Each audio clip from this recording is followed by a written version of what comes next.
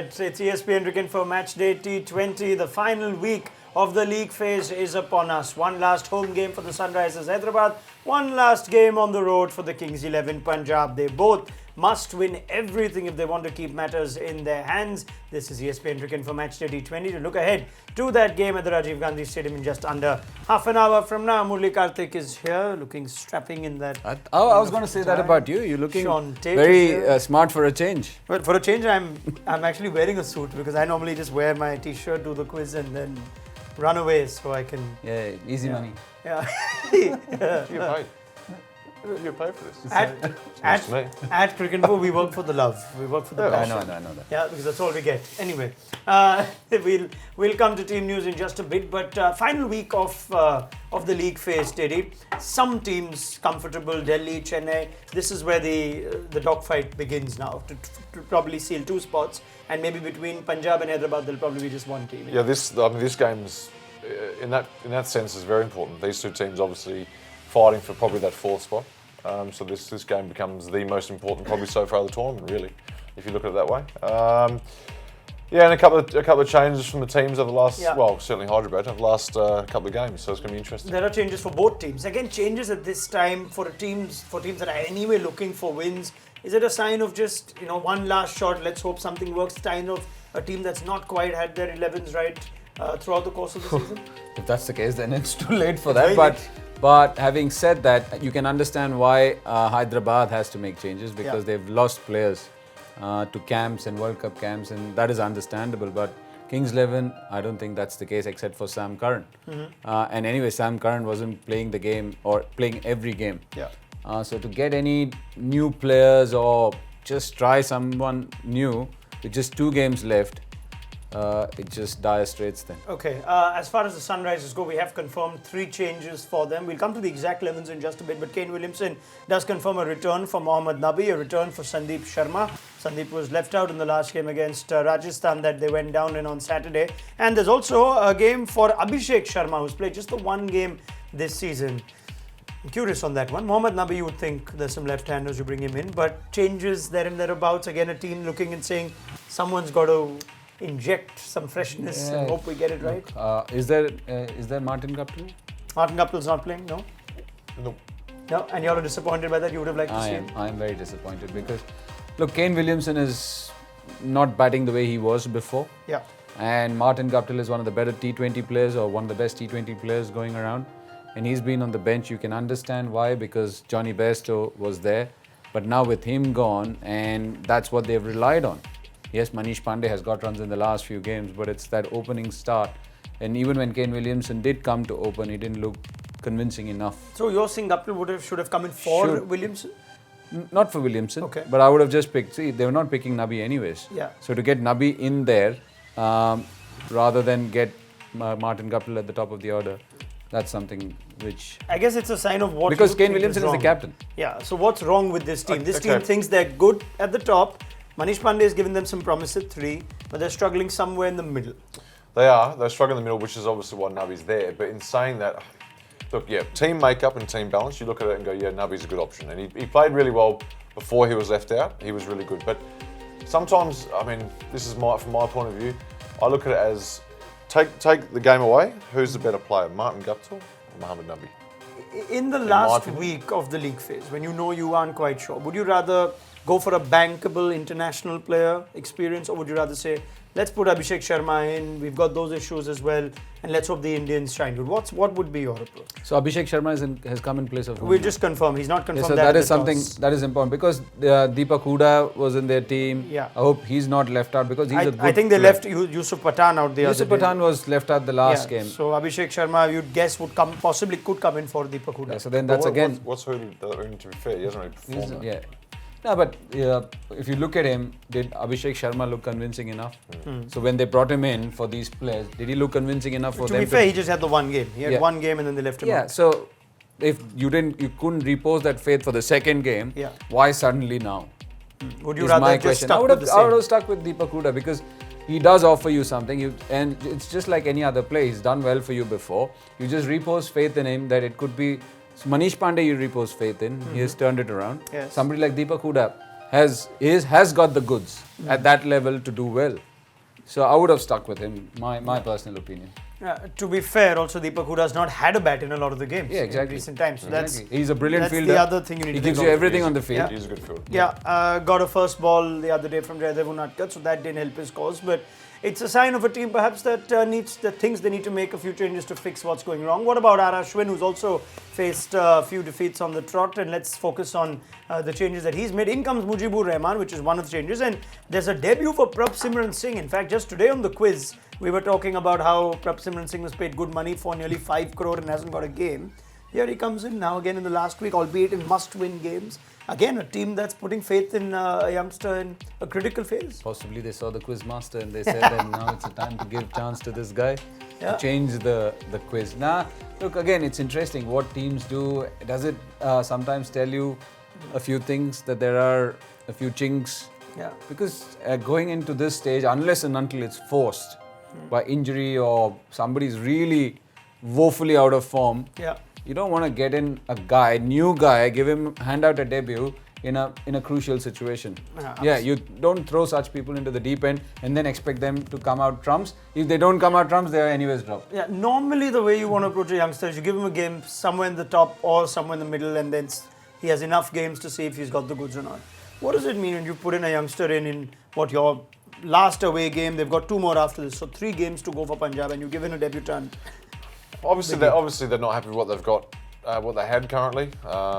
They're sort of a good side without being really good. They're an okay side, I suppose. I think they've done actually pretty well with some. They've been a bit up and down with their changes, and guys been left and guys been left out and guys coming back in. So they've done all right as a team considering all that. They've never been quite sure of what their lineup should be.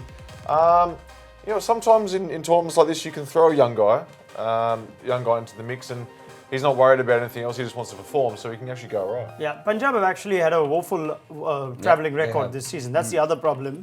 And I don't know how much you make of the home and away sort of records, whether teams that travel better tend to find themselves at better places. Mumbai haven't necessarily played well at home, but they've been excellent away from home. So was the case with Delhi as well. Yeah, look, it's about winning the games and winning the crucial games, and to make sure that you reach the playoffs, and then we look at one day. But having said that, when you're a strong side, when you think of the playoffs, you want to travel well. That's what. Can we sum both these two teams as unsettled teams? Absolutely. Yeah. Just those thoughts, just the kind of changes which they've made and what they've been making, because SRH generally doesn't do that. SRH has got a think tank which is quite. What should I say? They don't go gaga There's over. normally clarity, you know which way they're going. Yeah, but this time around they've done some strange things. Their bowling hasn't been what it was over the last few seasons. They've showed glimpses of being pretty good. Bairstow and Warner, fantastic, as good as we've ever seen in the IPL for an opening partnership. And the middle order's been a bit ordinary, but you look at it and go, okay, they've had forced changes because of guys going away. Kane Williamson had to leave for a bit, so it's been a little bit up and down and a little bit out of their control. At times they have made good decisions, I feel, as well, when they've needed to throughout the tournament. But you're right, they've been pretty unsettled. In which case, I would have been more interested if they made the change for Billy Stanlake and if their bowling hasn't been good. You guys wanted Martin Guptill, but these aren't changes that they've made. They've made other changes. So let's try and figure reasons why this could have happened. And we go to our next match day match point. We'll confirm playing 11s in a bit for you. And of course, the site will have you covered too as soon as we find out the exact 11s. Captains don't help our cause when they don't mention the exact changes. So then there's that too. Worry as well. But Sunrisers have lacked a little bit of intent in the second half. Sean Tate mentioned that David Warner and Johnny Bairstow have been outstanding, as good as we've seen.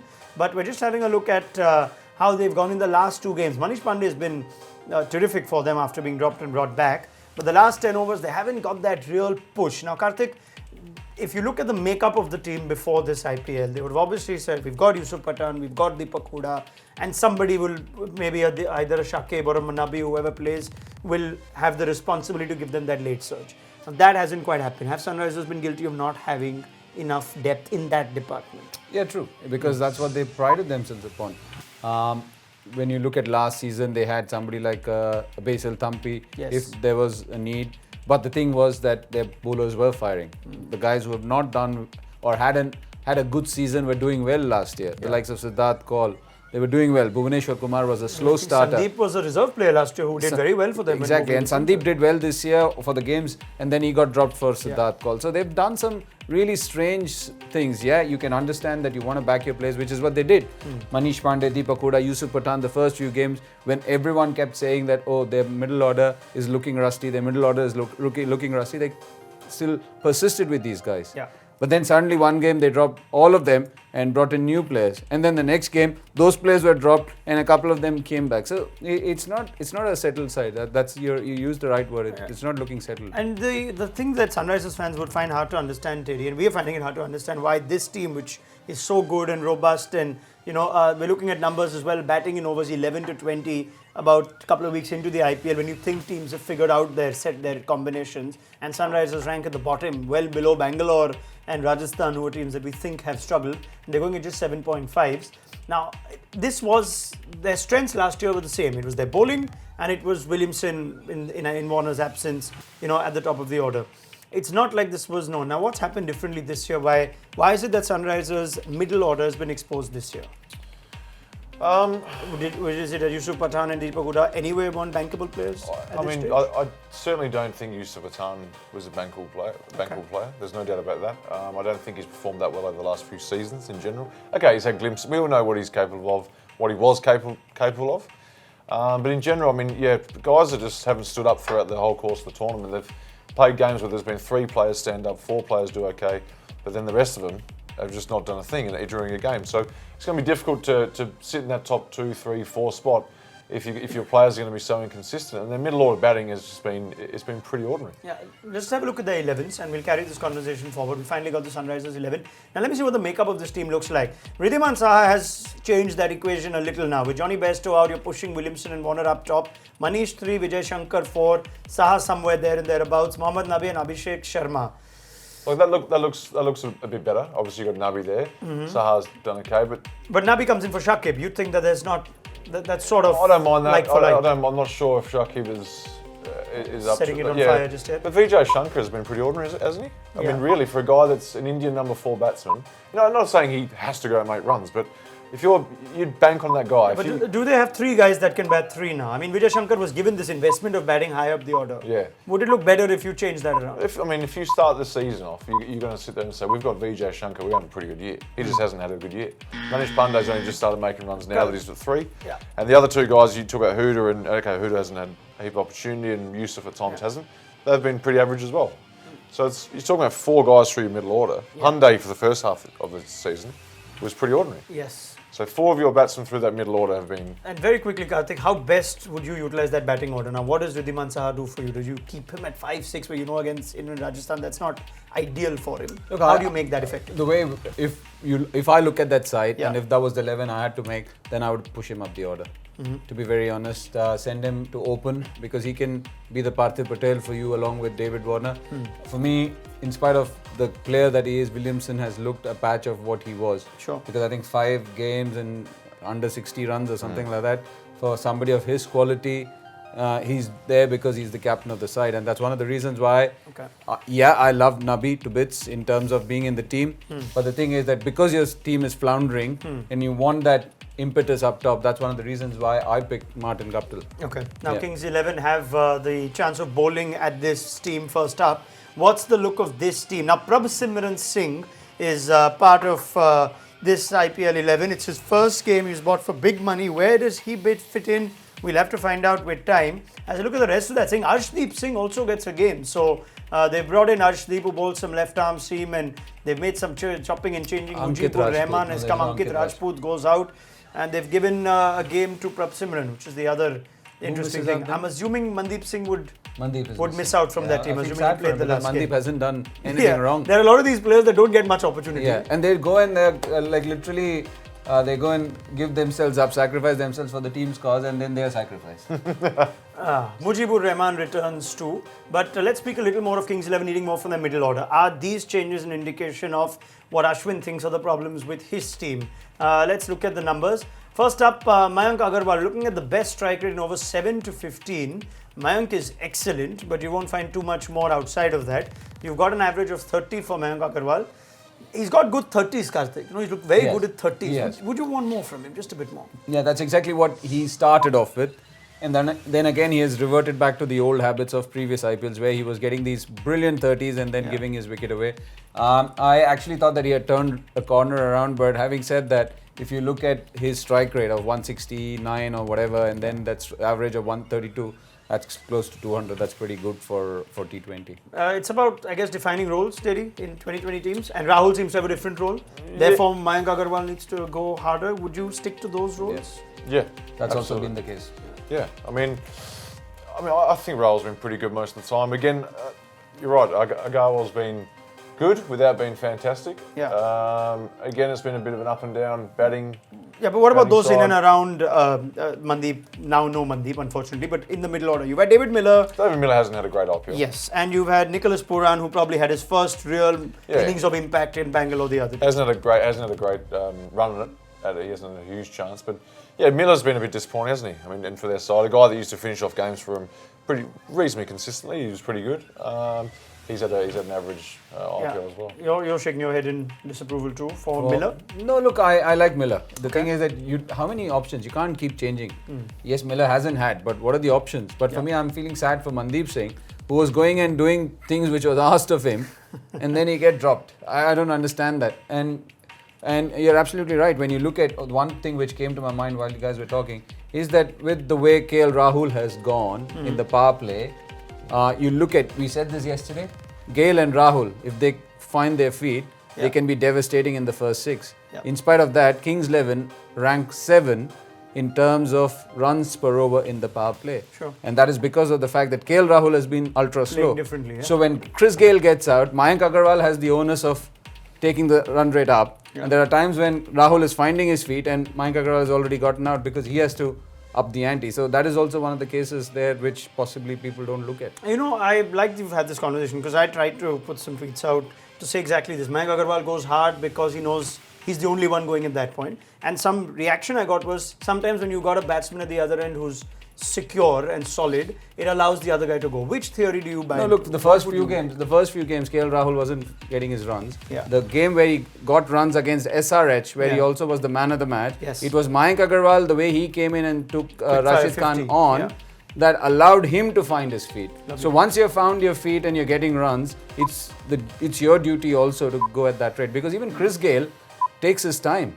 Chris Gayle doesn't run singles. He's a boundary hitter. He's a 6-hitter. So it's your duty that at the other end you're also trying to play a few shots. Yes, Mayank Agarwal has come and done it, but these are unsaid or unwritten things. You feel the pressure. I'm looking at Mandeep Singh's entire IPL 2019. 5 not out of 2 balls, 33 not out of 15, 29 not out of 21, 1 not out of 1, 2 of 3, 7 not out of 3. And the last game 4 not out of 4. You can literally count the number of balls he's played. Not out he's been? He's just been not out. That's why he's out. That's why he's out. Which is you've That's why he's out. got to feel for Mandeep Singh. And now that Prabhsimran Singh comes in, I have no idea where Punjab plan on using him. Because from what I've told you, he's supposed to bat. Is it a Singh for Singh replacement? There are so many in the Punjab team. The Arshdeep Singh has also come in. But anyway, we've got issues that we need to figure out for Punjab, and Nicholas Pooran is also part of that discussion. He's finally had an innings of note. Whether that gives them a little more comfort, we'll find out. The good thing about Nicholas Pooran is that he actually strikes at nearly 150 against spin too, and he's got the likes of Rashid Khan to contend with. If he comes good today, that could be a big thing for them. It's one of the big few positives for them that last game was that Nicholas Pooran looks all right a player. Oh, it looks like he's got it in him to play big, probably match-winning knocks. Yeah. If they're chasing down scores, he looks like the sort of guy that can get after it and win games. Strike rate, 164 versus Bangalore. Okay, there you go. So that's in the last game. Yeah, he's more than capable. So, but then obviously Miller hasn't been the usual. David Miller's done okay at times, but Nicholas Pooran, if he steps up, he can sort of fill that void a bit. Very well. Sunrisers bowlers, that's the other focus of our conversation. And Sean's already mentioned that last year they were a different force. They were defending some ridiculously low scores successfully too, was Sunrisers and their fast bowlers. What's happened this year? Looking at strike rates, looking at just the number of wickets. So in 11 games, they've just taken the 56 wickets. They're not taking as many wickets, perhaps not defending as successfully. Is that possibly the reason that... Big thing. Yeah, big thing because when you look at the other 2 seasons, when they were actually knocking teams off, you can say Bhuvneshwar Kumar hasn't struck or got wickets in the power play, which is true. He's hardly got wickets in spite of being economical. And then once you have somebody like a Rashid Khan, teams are wary of Rashid Khan, so they want to play him out. They don't want to. They're happy with 24 to 26 runs or even 28 runs, and not try and smash him and lose wickets. So in that process, he's also had to change the way he approaches his own bowling. And the likes of Siddharth Kaul, they've not been the same force which they were last year. Sandeep Sharma has done okay, but not the kind of force they were, and that tells you of just 56, or which is what, 5 games a wicket. Sure. I'm coming back to the question I asked you a little earlier on. What's the issue that's been exposed? Is it just that they got away with a lot more because of how they bowled last year, and therefore the middle order and their vulnerabilities weren't tested? Yeah, but I mean, possibly it's hard to put a finger on the exact reasons behind why they haven't been as potent, I suppose, with their bowling. But if that brings me back to your thought about Billy Stanley, I'm not saying he's going to come in and take 3 for every game, but if you're struggling to take wickets, you're struggling to find a strike bowler, because Rashid Khan, okay, in the past he's sort of a strike bowler, but he hasn't been in this IPL. Boovi, the first half wasn't his usual Boovi, so maybe bringing in a Billy Stanley, 145, 6'8". Could help. Yeah. We'll come to Rashid Khan also in a bit, because it's actually uncharacteristic. He's not got too many wickets this year. He's also now going for runs. So the legend of Rashid Khan seems to be demystified in the last few games. But what better venue than the Rajiv Gandhi Stadium to actually make a mark? It's their last home game. It's the last game they play in Hyderabad, unless they somehow manage to make the final as the Sunrisers. But that's the difference, home and away. They've still got more wickets at home. The average is better. The economy rate is better. The strike rate is better. So there is some solace that they can pick out. Rashid Khan is an intriguing one, because they built their bowling around him in spite of how good the seamers were. He's not got too many wickets this year. In the last 2 games, batsmen seem to be keen to take him on.